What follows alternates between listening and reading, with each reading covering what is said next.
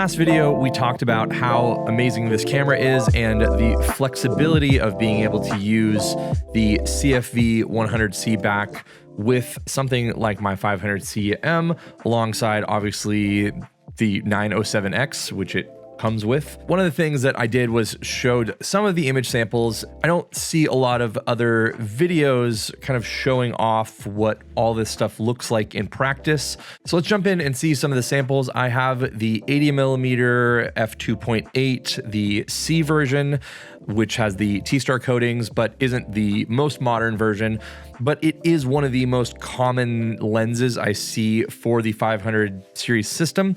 So I have a few of the samples here showing the images on Portra 400 on the 500CM.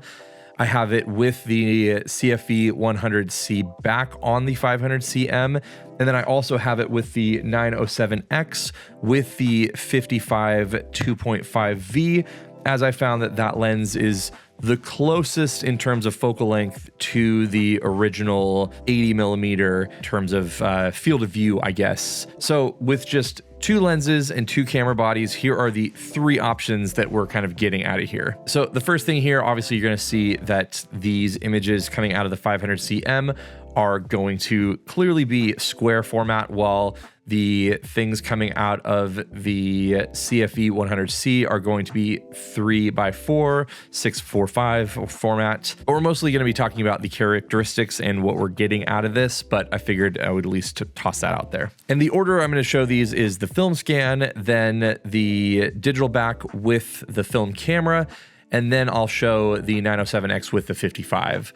So you can see the full 6x6 scan here, and then you can see where it crops. So obviously these are going to be exact. I wasn't using a tripod, but you get the idea. You can see right here where that crops in. So you're definitely missing some of the image if you want to think of it that way. And then here it is with the 55mm. So if you're going to go in and crop into something, you're not going to get the full bit. So it just depends on what you're getting here. The 80mm on the film camera is going to be the most wide out of all of them, but they're going to be fairly similar. You can actually see here though that the image resolves pretty darn well. Like everything is pretty sharp for what it is. It's not like perfectly sharp, but the resolution you're getting out of this, and this is on the older 80mm lens here. If you move into the 55V, this is where you're seeing, oh my gosh, there is just so much detail, so much sharpness, and especially in some of these pieces that are maybe towards the edge of the frame. Things aren't going to be perfect, but it is really sharp. I also used all of these at f2.8, so it's not going to be, again, perfectly sharp edge to edge, but you're still getting a lot of character and a lot of information out of something like this. And obviously, if you wanted to stop it down, as this is a landscape shot, it would probably be a better idea, but I wanted to show what this looks like wide open. So here's another example. This is a photo of my brother with the 500CM on Portra 400. You can see just a lot of cool detail here. And then here it is on the digital back, and this is at the full 100 megapixels. You can see we have just a ton of detail. And I think that this is where using this lens and this combination really, really shines. Obviously, if you're going to be doing things like landscape and you want a ton of detail, stopping any lens down is going to be more helpful. But I think that this being at f2.8 on an 80mm lens, there is plenty of sharpness you can see in here where you can definitely count like the threading and things like that on his jacket. And obviously you can see his beard hairs here and whatnot. But it's not like overly doing the detail in something like the skin and things like that. So if you're looking for a good portrait lens on this combo and taking photos of people, which is what I do quite a bit, I think that this is where this lens and this combination is actually really going to shine, because it's going to give you what I think is the sharpness that you're going to need out of something like this without being overly sharp.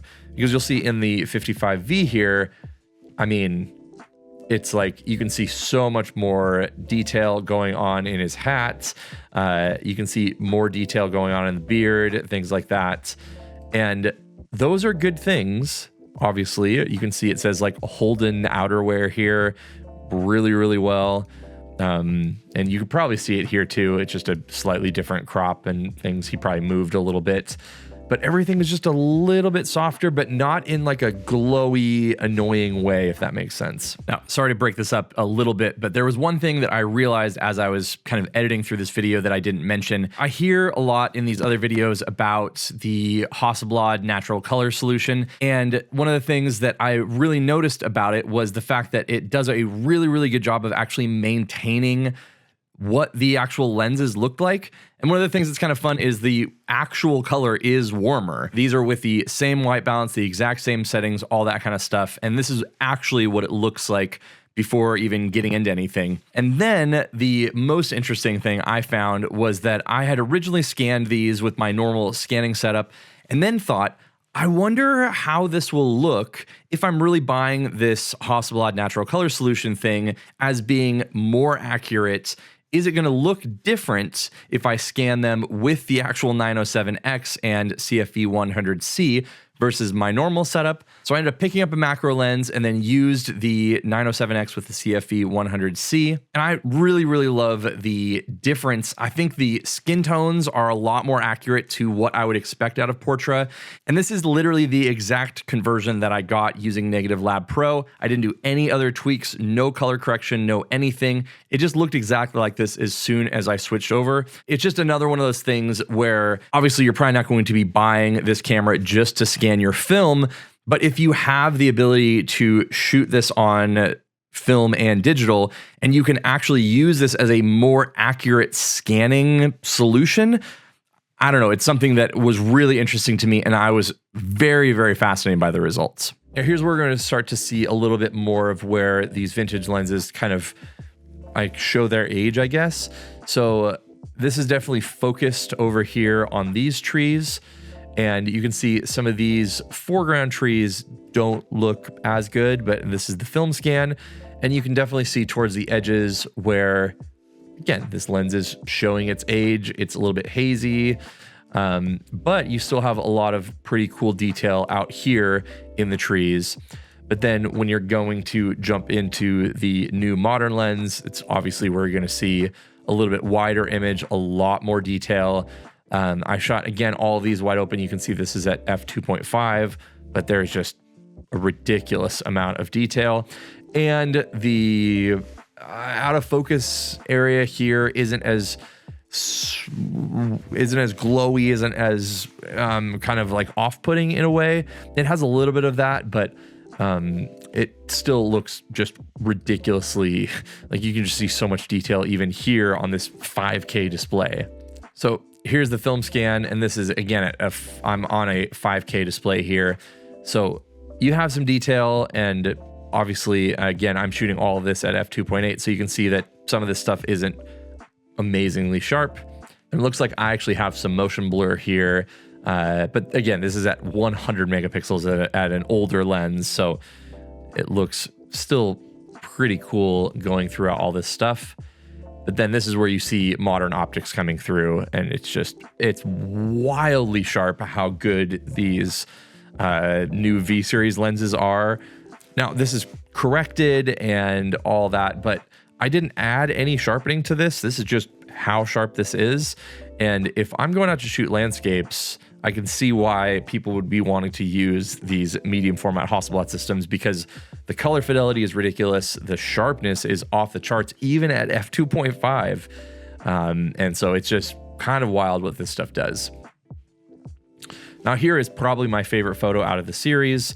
So this is with the film scan. Obviously, you're seeing a lot of detail here, but you're also seeing a lot of the grain and things because this is a fairly dynamic scene.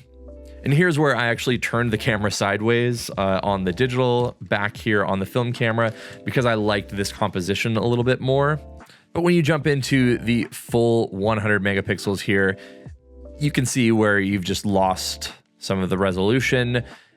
And obviously this thing resolves really well. It looks really cool. I love the look of this photo. I did shoot this at f2.8. So again, these are all going to be more based off of the character of a lens shot wide open. This lens does really well if you stop it down, But here is also where these new lenses are just wildly sharp. So if you want to have that full experience of sharpness, I mean, it's just wild how good this is even at f2.5. So I hope this was helpful jumping into some of these image samples and understanding what you're going to get out of something like this. Again, I love being able to use lenses like these. They're relatively inexpensive for the medium format world while also getting a really amazing classic look to things. Being able to mount this just so seamlessly onto a film body and then pop it back onto a digital body is something that I've really enjoyed, and especially disconnecting and using the digital workflow in a way on a film-like experience is something that I really enjoy. It also allows me to get something that is a little bit different. Obviously, it works really, really well for skin tones and things like that with portraits. And it gives me two very distinct looks. So especially if you already have a 500 series or some vintage Hasselblad stuff that you can use this back on, but then also picking up maybe one or two of the V lenses, you're going to be getting a lot of versatility out of something like this with different looks while still being able to use all of the modern functionalities that this back provides. So if you're interested in seeing more of my videos on the 907X, you can check that out up here. See the original video where I talked about mounting these together up here, and I will see you in one of those.